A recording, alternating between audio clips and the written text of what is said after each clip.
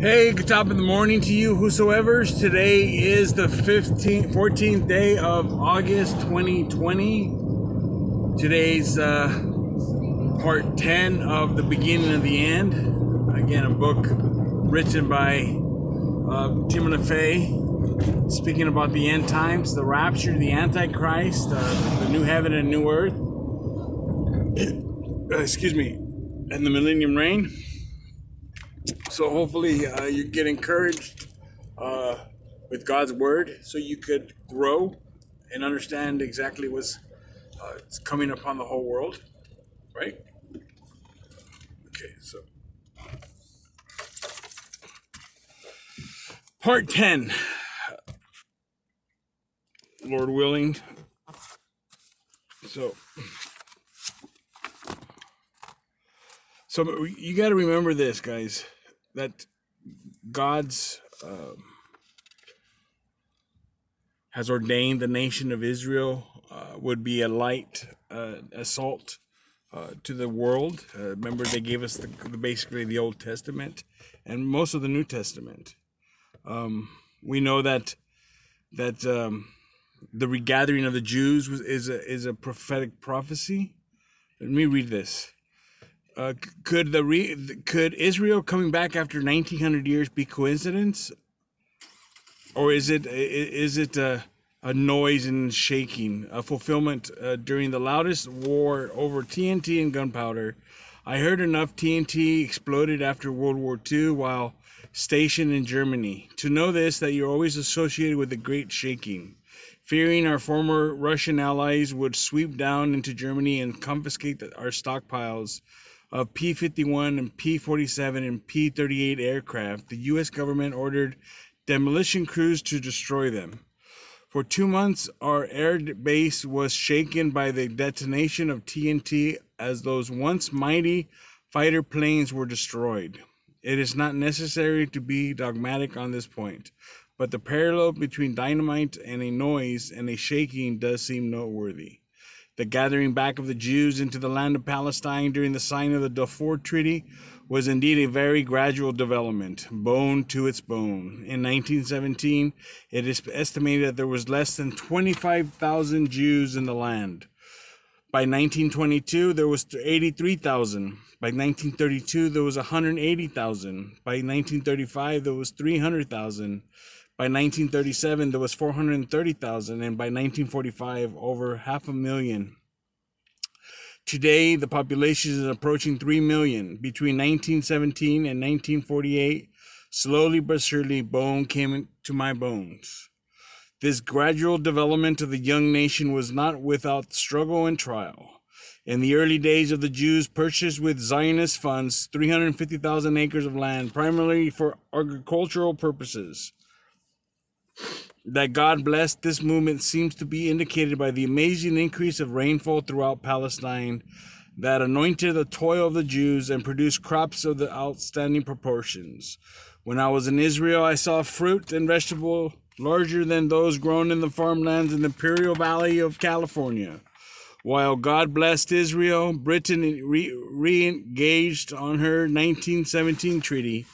And in 1939, after much deliberation over the growing conflicts between the Arabs and the Jews, she issued the white paper that favored Arab independence and control of the area.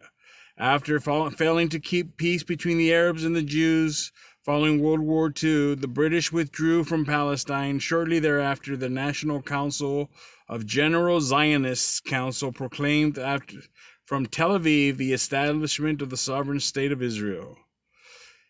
David Ben-Gurion was appointed prime minister, and Dr. Chaim Weizmann was elected president of the Constitutional Council. Both the United States and Russia recognized the new nation, which, after much debate, was accepted as a member of the nation from the United Nations by a vote of 37-12. The gradual development of the reborn nation can be clarified by an examination of maps on pages 52 and 53 of this book. Okay, the new temple. The hands of Israel's prophecy clock leaped forward on June 8th, 1967, when the Israeli troops marched into the old city of Jerusalem and took it with little or no destruction. For the first time in 2,500 years, the Jews had gained complete control over most important part of the entire world. Suddenly, the world was aware that the Bible teachers have been saying for centuries that Mount Moriah, the site of the temple of Jesus' day, was to the Jews the most coveted ground in the world. For the first time in 19 centuries, Israel controlled the site of the old and the new temple. The deep significance of the 1967 Six-Day War is seen as the prospect that at long last Israel can rebuild its temple. This has not been just a national yearning, but a prophetic requirement of God's word. There are 6 biblical passages that require the rebuilt temple in the last days. So as we read this is the year 2020. They're going to rebuild the temple. But we know that the Bible says that the only person really is going to be worshipped is the Antichrist when he declares himself God and desires worship. A man desiring worship in the most holiest site of all. Daniel 9:27 says this, and he shall conform a covenant with many. This is again, many pastors yesterday were trying to say Trump was the Antichrist because he converted he had a treaty with Israel and the Arab nation, but that's not what the Bible says here. The Bible says that the Antichrist will confirm a covenant with many in 1 week, and in the midst of the week he shall cause the sacrifice and the oblation to cease. And for the overspreading of abominations he shall make it desolate, even unto the consummation, and that determined shall be poured upon the desolate. 9:27. Another one, Daniel 12:11 says, and from the time that the daily sacrifice shall be taken away, and the abomination that maketh desolate sets up there, shall be 1,290 days. When ye therefore see the abomination of desolation spoken by of the prophet Daniel stand in the most holy place, whoever reads this, let him understand. Matthew 24:15.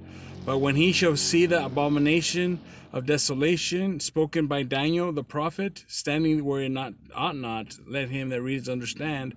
Then let them that be in Judea flee to the mountains. Mark 13:14. It's a hot day today. Let no man deceive you by any means. For 2 Thessalonians chapter 2, verse 3 and 4. For the day shall not come except there be the falling away first. That's what's happening today. Everything's falling away from logic and sensibility and order. And the man of sin is revealed, the rise of the Antichrist, right? And the son of which is the son of perdition, who opposes and exalts himself above all that is called God and that is worshipped, so that he, as God, sits in the temple of God, showing himself that he is God. Again,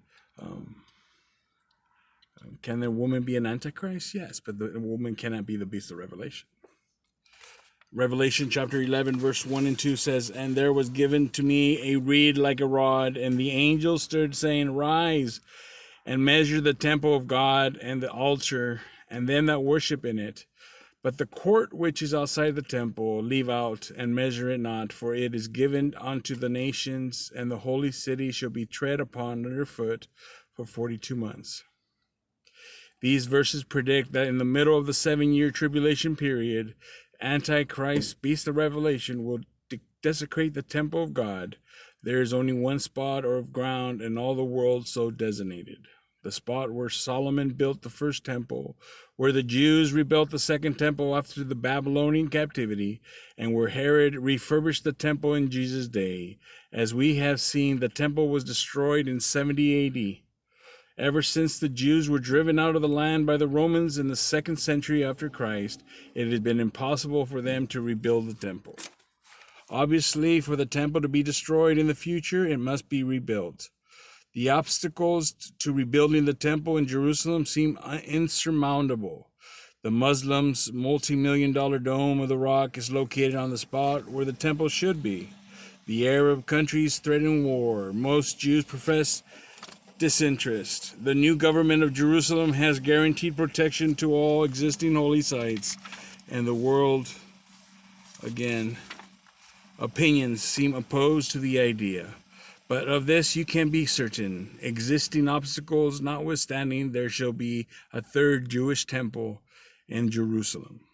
Ever since the occupation of the city of Jerusalem by Israel's troops have been charges of countercharges, stories of all kinds of rumors concerning the rebuild of the temple of Jerusalem.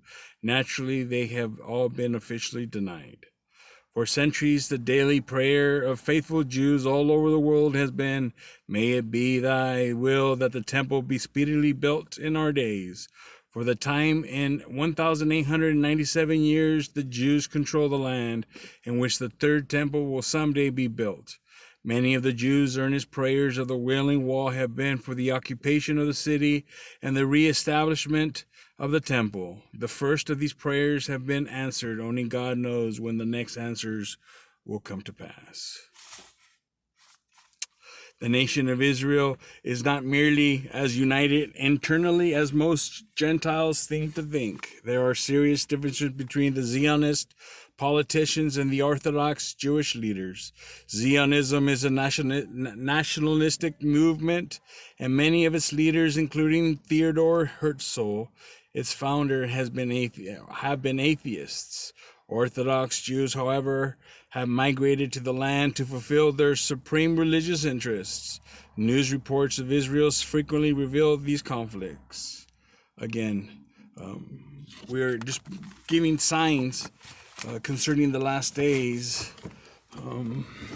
See, according to the Bible, guys, at some point the nation of Israel is going to rebuild the temple, but I think it's going to be after the great war that we're going to see between Israel and Russia, and Israel against Russia, against Iran, against Syria, against Libya, against Ethiopia.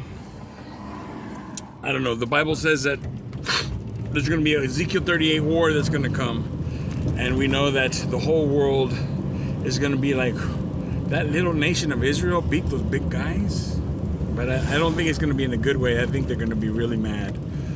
But we know that prophecy is unfolding. So may the Lord bless you, be girded, be strengthened. It's going to be a hot day. En el nombre de Jesucristo. Amén.